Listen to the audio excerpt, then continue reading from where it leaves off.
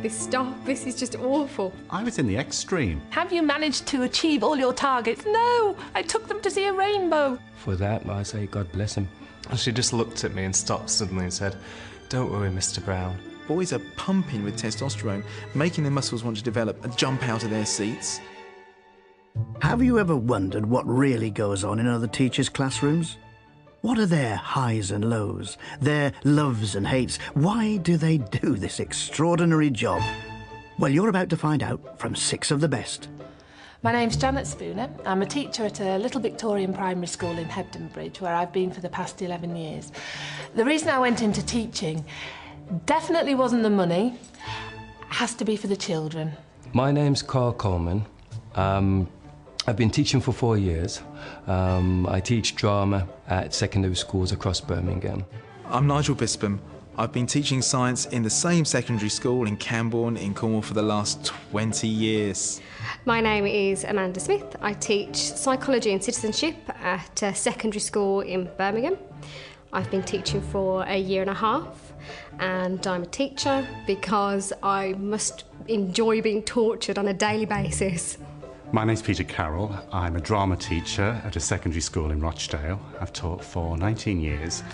My name's Robin Brown. I've been teaching for 4 years now. I teach in a village school near Chester, and I love teaching because you get to sit on really small chairs, play with glue and scissors, and occasionally we even get the Lego out. So, let's kick off with, how do you manage difficult pupils? You can use guilt. That works very well. So you can say to a child, I didn't believe someone like you, someone as lovely as you, could do such a terrible thing. I'm hurt. And if you're good at it, you can both be sobbing by the end of the session. Or you can use stickers. Some children love stickers. They get Game Boys at the weekend, but they'll do anything for a sticker from Miss. One instance, I'd had a particularly difficult class. They'd all been playing it for the entire class, sending me crazy. And I said, that's it, you're staying in at break time, you're not leaving. I turned around and I hadn't realised I'd plugged my laptop in, and the laptop lead was going from the desk to the wall, which was just by the door.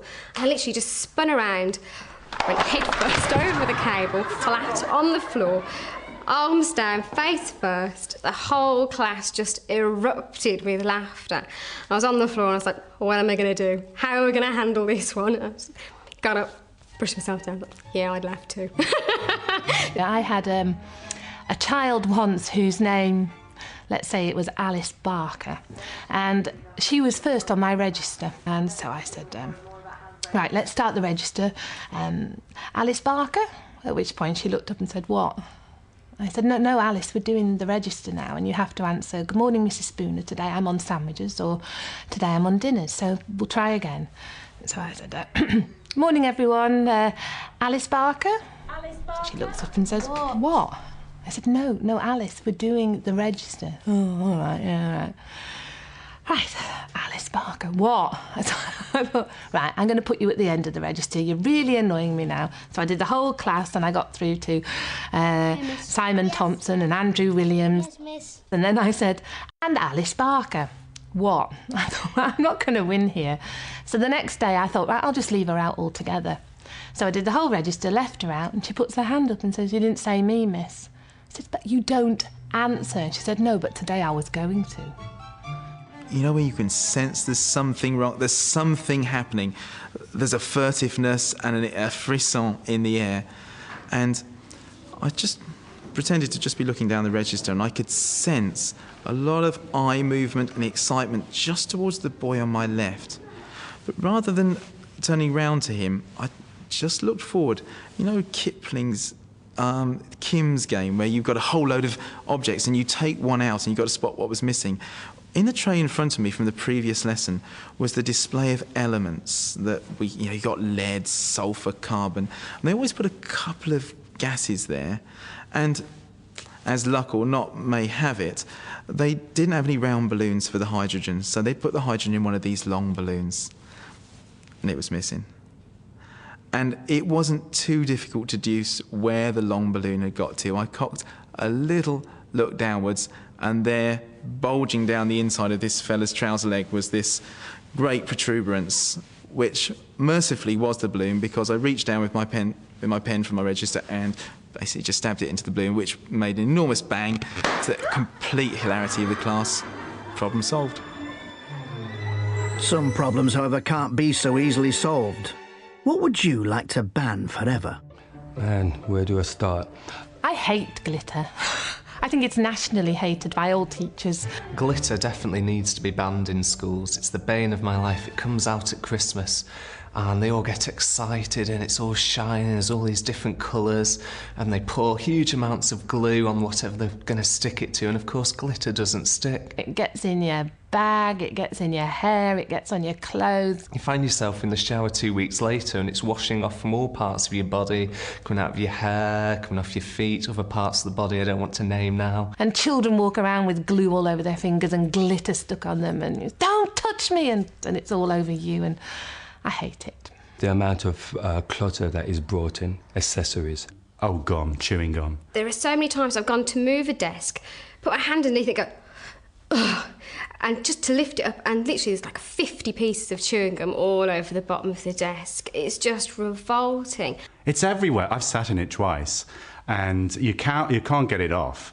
Jewellery, iPods, makeup, etc., you know, have no place in school whatsoever. School uniform, just let the kids wear what they like, express themselves. At the end of the day, what's the main time when you're learning about yourself and trying to express yourself when you're at school? The number of times girls have taken out their makeup bags and put makeup on in my lessons, you know, and for whose benefit, I have no idea. Please, please, just for a few years, don't introduce any more new initiatives. Yep, they should be totally banned. Whether it's the numeracy strategy, the literacy strategy, the phonics strategy, the phonics is crap strategy, the no phonics is good after all strategy. I just wish that I could make a huge bonfire and gather all together these strategies and burn them. Only I haven't thought of a strategy for doing it yet, but that's what I'd like to do. So let's remember the good times. What was your best moment in teaching? My best moment was when one of the pupils decided, one of the sixth form pupils who was partially sighted, decided he wanted to do drama. And my first reaction was, this is going to be very difficult, you know, I don't know how I'm going to get him to access the course with the theatre reviews, and because it relies so much on the visual. And it was a real challenge, and we blew up all his texts, and I sat next to him in the theatre and described the performances, and we did a play called Antigone, and I cast him as the blind prophet Tiresias, and I watched his confidence really grow. And when he came to do the exam, it was no surprise that he got a grade A. When an autistic child that had never communicated with me, not for the 2 years that I taught him, he'd not looked me in the eye, he'd not spoken to me, he'd not really acknowledged that I was there, and he spoke to me for the first time. And it was just a wonderful moment of communication. I had the entire class in front of me, sat on a carpet during a literacy lesson, and I was teaching them about personal pronouns. And I asked them, how do we know that the character in this story is a female? And what I wanted them to say was, because it says she. So I asked them, how do we know the character in this story is a female? And this young man looks me in the eye and says, because she comes from China. And I thought, oh my God, he's spoken to me. This child that has not said a word to me has actually spoken to me. And then I thought, but what does he mean? And I said, well, actually, I think she comes from Liverpool. And there were a few giggles, and I said, no, pipe down, everyone. This is fine. Let him talk. And I said, but how do we know that the character is a girl, is a female? And he said again, because she comes from China. And there were a few more giggles. And I said, well, actually, it says that she's got a Liverpudlian accent, that she lives by the Mersey. I think you'll find she's not from China, at which point he got very angry, stood up and said, I didn't say she was from China. I said she'd got a vagina. And it made me realise that, yeah, that is how you know she's a girl. Spot on. Determining gender is one thing, but which sex do you prefer to teach? If you asked me 3 years ago, I probably would have said boys. But now, I would probably go with girls, because they're just generally a lot more focused. Girls can be a bit insipid sometimes, if I'm honest, and that receptive sitting there nodding a lot can be a little bit tedious. But I once had a class who was completely full of boys. There was more testosterone pumping around that class than a rugby changing room, and really they were competing with each other. Do you know, I think it's very difficult to be a boy nowadays. There's been girl power, and education suits girls better. Generally speaking, they're better writers, they're better listeners, they're better able to even sit still. Boys are pumping with testosterone, making their muscles want to develop and jump out of their seats. Currently, I have a class of 30 boys. And whilst they're lovely, I can't get any work out of them because they're year 11 boys and they spend half of the lesson flirting with me, and it's a absolute nightmare. Oh, miss, you're pretty. Oh, miss, can we do this for you? So they send me crazy. And yet we discourage this, we tell them off for this. And I actually think the education system suits girls better, and boys need work and understanding. Some messing about in the toilet, some playing around in the drawers, some kicking footballs around. And in the midst of all this, you'd look on the carpet and there'd be the two perfect girls, you know, sat like this, ready to learn. It's really difficult to make a decision there because girls are very creative, but they can fall out quite a bit, whereas lads are quite more team-spirited. But if I had to make a choice, I really don't know. I do not know. Life's not black and white, it's full of individuals. Which child taught you the most? His mum had been very ill for a very long time, and he'd come into school and the rest of the class were acting really strange. They were saying sort of, you know, oh, you shouldn't be here, why are you here? And I was thinking, are they picking on him? Because he was quite a small little boy and he's quite a timid little character, and I think people generally pushed him around a little bit. And I said, is there any reason why you shouldn't be here? And he said, no. I thought, OK. So I said, leave him alone. Why are you, what's going on? He said, miss, he should tell you. He should tell you what's going on. And I said, what's going on? And eventually, sort of like partway through the lesson, he said, my mum died last night. And I was like, oh. And I was like, well, do you think you should be here? And he said, well, yeah, I've got to do my exams. I promised her I'd do my exams and I want to sit my exams for my mum. At which point, I have to be honest, I nearly burst into tears because it was just the saddest thing I'd ever heard. And then the little boy sitting next to him, who I'd previously told off for having sweets out in class, put his arm around him and said, you can share my sweets with me.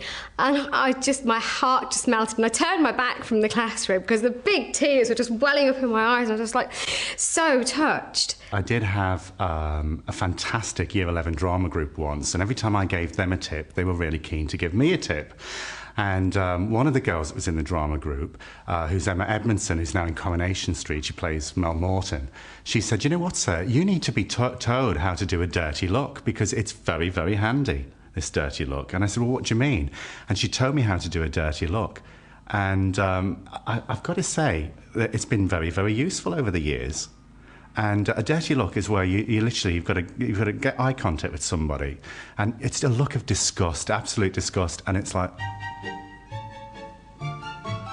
I remember one child that's taught me so much. It was in my first year of training, and she came in every day and she looked like she'd been dragged through a hedge backwards, hair everywhere, dirty clothes, and it was 9 o'clock in the morning, mud stains. I don't know how she got to school.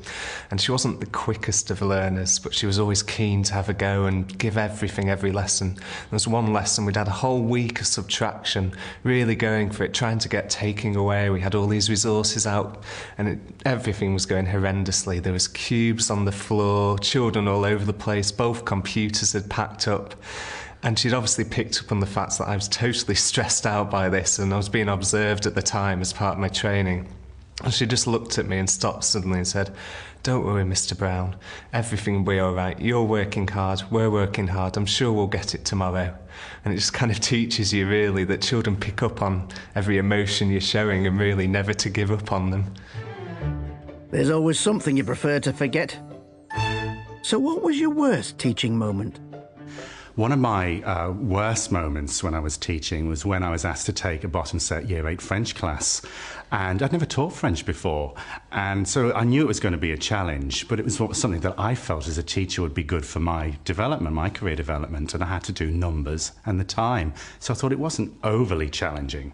I spent ages teaching them all the numbers and the time. Quelle heure est-il? C'est 3h30, c'est midi. And they were getting it, and they were responding really well. I was putting times up on the board, and off they went. And I thought they really understand this. It's time for a test. I went home, I did this worksheet of analogue clock faces with times on, and all they had to do was underneath write what the time was in French. And it was at that very moment it dawned on me they couldn't actually tell the time in English because they weren't used to reading the time off an analogue clock face. Everything's so digital. Anyone who has ever done supply will know what it's like. You walk into a classroom, you don't know what you're about to teach. Got my form, I'm teaching in PSHE this morning. I was like, okay, how hard can it be? They'll probably have to make a poster or something.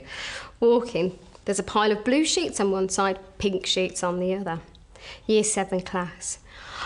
Today we're teaching puberty. What changes occur in the body as you get older? I was like, oh dear God, no, this is what I've got to do. And there was somebody sitting at the back of the class, somebody observing as well, which made it all the worse. And I was like, how am I going to deal with this? So first ask, OK, so boys, what kind of changes occur in a boy's body as he starts to get older? First boy, hand goes up, yells out, Miss, you get hair on your balls. I was like, oh, no. So, yes, you do. And what else might happen? Well, you get muscles, you sweat, your willy goes hard. I was like, oh, dear God, no, make it stop. And then the girls start as well. Oh, you get breasts, and then the boys go, oh, and you get periods. I was like, make this stop, this is just awful. And this woman's sitting at the back of the class, just sitting there, and she's sniggering away, which doesn't help. I was thinking, when would this lesson ever end? And it went on like this, and they had a task to do, and while I was walking around the class, they were still making further comments about, you know, hair and willies and boobs and all the rest of it. And just as it couldn't get any worse, the end of the lesson, a little girl pulls me over and says, Miss, what's best to use, towels or tampons? I was like, make it stop. The very first ever playground duty that I did. And I went out into the playground, armed only with my raincoat and a whistle, as you do. And there are 80 wild children running around, and I'm hoping no one murders anyone or no one falls down and I have to attend to anyone. And I'd been told that the drill was that the bell would go, and I would blow a whistle, and miraculously everyone would freeze, and then I'd dismiss them to go inside. Sure enough, the bell goes, and I blow the whistle. Everyone freezes, except one child, one rather scary-looking Year 6 child, who carries on playing basketball. And in my naive NQT way, I shout over very pally, come on, Kevin, it's time to go in, mate. At which point he shouts back, F off, you effing whore. And I had this kind of premenopausal hot flush that started in my toes and swept my entire body. And I just thought, oh my God, what am I going to do? I've got 79 pairs of eyes all stretched wide and staring at me, and I've got a child that's just sworn at me. What am I going to do? What am I going to do? So in my NUQT, naive kind of way, I said, can we go inside, Kevin, please? And he said, no, F off, you effing whore. At which point this tiny little slip of a girl, Year 3 girl, comes up and says, Miss, should I go and get the head teacher, because that's what we normally do when Kevin won't come in, and shall I take your coffee cup? And I said, oh, thank you, darling, lovely, thank you. A couple of minutes later, out storms the head like a miniature pit bull terrier, only a lot nastier, and says, come on in, Kevin, what's all this about calling Mrs. Spooner a horse? I never did tell her the true word that he used, but he did get suspended. Only not from the ceiling, which is what I would have liked. Apart from nightmare moments, what gets you down about teaching? I can't keep up to date with all the initials and acronyms that's knocking around. We've got SEAL, SIR, and ODD. I quite like ODD, though, because that's oppositional defiance disorder, and it says exactly what it is on the tin. Acronyms and buzzwords, and I think the one that's been flying around, especially in my school at the moment, is diet. What's the diet are we putting in front of the children? What meal are we putting in front of the children? You know, we have to think about this. And we get these buzzwords all of the time. The curriculum is so jam-packed full that there really is little time for awe and wonder. There's just so many targets, so many objectives that each child and yourself and your classroom has to meet, that you don't have time to look at the rainbow out the window. You don't have time to look at the snow that's suddenly started and go and play outside in it. And you do find yourself saying things like, we can't talk about the meaning of life. We have to do division with remainders. I've got to tick this box. Shut up. There's not enough time with kids or scope to really find out what their talents are. It's a one-size-fits-all. They either fit in the box or they don't. And if they don't fit in the box... It just would be lovely to have the opportunity to say, yeah, it's a wonderful storm. Let's go watch the leaves swirl around. Let's write a poem about it. Let's draw a picture. And I've got a book. No chance. And the other thing is inset days. Hours and hours of inset days where we're watching fire safety videos from the 80s on chemical spills and chip fat fires and stuff. It's just such a waste of time when we could be doing something productive. Performance management. Have you managed to achieve all your targets? No, I took them to see a rainbow. You're fired. Get out. We were all pupils once, but who was your most memorable teacher? My most memorable teacher was, I have to go back to junior school, and was Mr. Waters in Liverpool, where I grew up. And I must tell you that I was a twin, and both my twin brother and I were classified as remedial, a word you do not use today. But it was really quite obvious because we were all streamed in those days, and it went from A stream if you were very good, B stream, C stream, and then it dropped to X stream. I was in the X stream, and it was very, very difficult to get out of the X stream and go anywhere else. And I always remember, because we used to have these little groups even within the X stream, and I was in purple group. So we spent most of our time playing in the sandpit whilst red and green did maths and English. So yes, it was difficult to catch up. And we had to have extra reading classes, which meant that you'd have to go next to Mr. Waters, who incidentally smoked a pipe right the way through the class, smoking his pipe and saying, keep your finger on the word. Very, very strict. And just blowing all this pipe smoke all over the place. And very, very intense atmosphere in the classroom. Very intense atmosphere. Just before we left, he softened and he said, you know, just because you're in the X stream doesn't mean to say you're thick. You're just a lot slower than the rest of the school. Which was a nice parting gesture, I thought. My history teacher, Mr. Nagel, going to school in the 80s, there was limited black history in the curriculum, and he went above and beyond the call of duty when teaching black history to us. You know, we could identify with what he was teaching us, and, you know, for that, I say God bless him. The most memorable teacher I ever had was a lady called Mrs. Wilkinson, and used to enter a class age 7 with great fear because she was kind of the feared teacher around school. She was this old lady with a blue rinse who'd been in the school for years, and she'd sit behind this desk scowling at you. And you'd never really hear anything positive from her. Occasionally, though, she'd go to the top of a cupboard, and out would come this rusty tin, and she'd walk around the classroom. You'd all be pen down, working hard, head down, not wanting to look up. And she'd open the tin in front of you, and you'd be allowed to take out a cola cube or a pineapple chunk, and you knew you'd done something well then. You'd made it for the day. It was usually something to do with spellings, and then back on the lid would go and back on the cupboard. The funny thing is, it's obviously had an effect on me, because I find myself doing exactly the same thing now. I've got my own tub of sweets in the classroom, and I take it out and offer it around the classroom. Obviously a memorable teacher. I do have a teacher that I think about and still inspires me 32 years after she actually taught me. And that was a teacher in junior school. Not a particularly important year, just the middle of junior school. And she was incredible just for being so dedicated to a job. She was a female teacher that never got married, which was quite a thing, really, for that day and age. She lived alone, she was independent, she was fiery, she cycled everywhere on a bike. She never wore a skirt, which was quite unusual in the teaching profession. And she just had such a zest for teaching and for learning herself that she really passed this on to whoever she taught. She was interested and she was interesting, and she never had favourites. Or she did. We were all her favourites. She made us all feel like we were special in some way. And I saw her recently, after 25 years, and she still knew my name. She came tottering over with a walking stick, long retired, still loving to learn, a bigwig in the History Society, and said, "Janet, how are you? So lovely to see you." And I just thought, gosh, once a teacher, always a teacher, and maybe it's not a bad thing. So the verdict's in. Teachers are appreciated.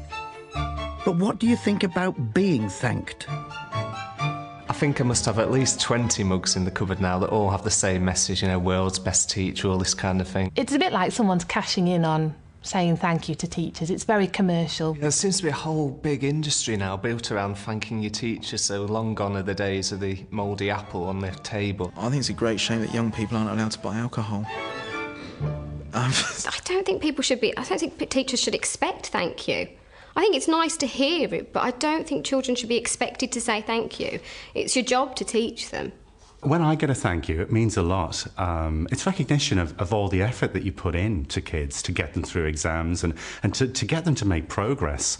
What does mean a great deal is when you get a scribbled message and a homemade card that's all wonky, or some little trinket that the child has made to say thank you. For some reason, that means a whole lot more.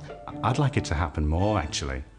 Really, it's become more of a competition rather than the odd heartfelt little thank you note or little thank you card. It's now parents competing in the playground. Not that I mind too much, it depends what they're going to give me. If a kid actually just comes up to me and says thank you, that means the world to me. If they bought some tacky present, which ultimately I'm just going to have to throw away, it means nothing. I've still got one in my kitchen on the wall from a family that I taught, and I'll treasure that forever.